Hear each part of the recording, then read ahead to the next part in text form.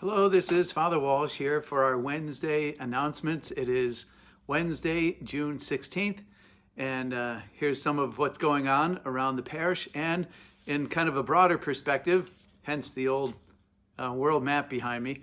But there's a couple of things just to be kind of hopeful and optimistic about. I just got back from Omaha, Nebraska. I was on the campus of Creighton University.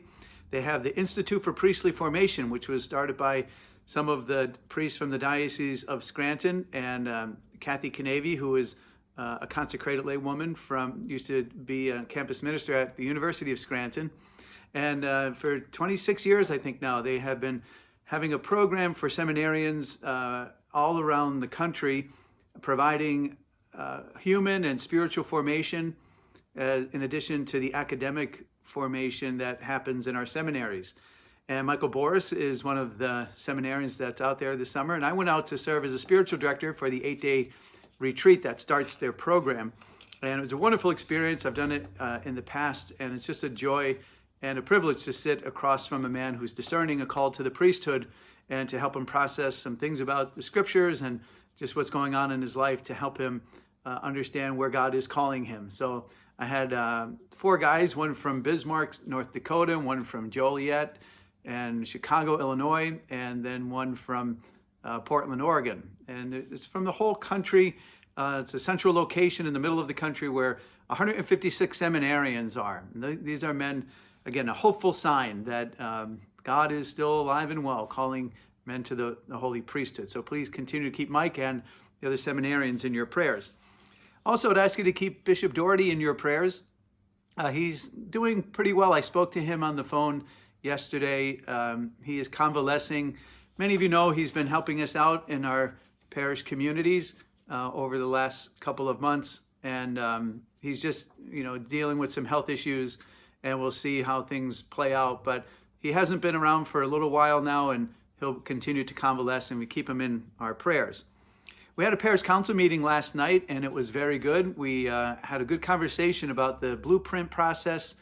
As many of you know, we are part of a deanery that includes most of the other area local churches, and we are in the process of doing what other deaneries in the diocese are doing. I think there are 11 or 12 deaneries throughout the diocese, just trying to get the local input about parish planning that has to deal with the realization of the diminishing number of clergy, financial situation, buildings and grounds issues, shifting demographics, changing demographics, and trying to do the best we can to provide our bishop with information that would be helpful to him in making decisions about pastoral planning. So we decided last night that we're going to have a town hall meeting in the fall to discuss where we're at in terms of that blueprint process, and to put more of a concerted effort to making sure everybody's aware of the statistics and the important information we all need to know to make good decisions, and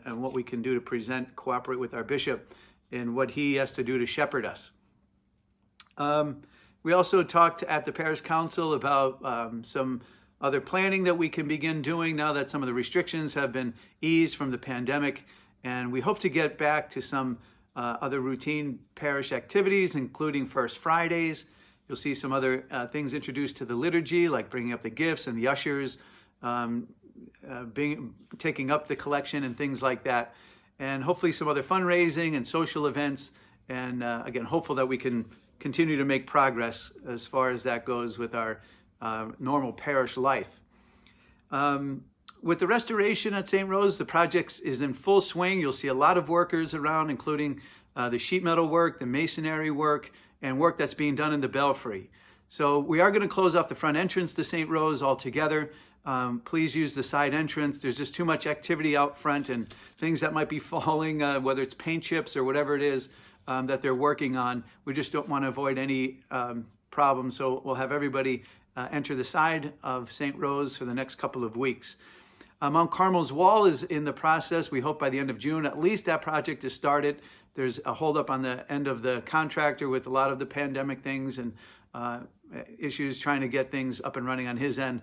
But we hope that that is going to be started at least by the end of June. We have a team for our Vocations golf tournament. That's a nice way that we can support Vocations at our parish level. It's a Blue Ridge Trail. We have a foursome that's going to go there and join the bishop and lots of other people. I think over 70 foursomes have been doing that. It's about the 11th year of that golf tournament. Looking forward to that. And don't forget that Mount Carmel has a golf tournament at Cricket Hill this coming Saturday. Still a chance if you're interested in that. Also, don't forget about the chicken barbecue and about the raffle ticket at Mount Carmel. And of course, the feast day coming up on July 11th. Last thing, shout out to the Holy Name Society. They did a great cleanup over at St. Michael's Church this past Saturday. And a lot of them worked many hours and did a lot of weed whacking and just beautification of the church property. So thank you to those men who worked long and hard on that. Got sore backs and sore knees on that, but they did a great job. So thank you for tuning in. And as always, God bless you, and we'll hope to see you in church. God bless.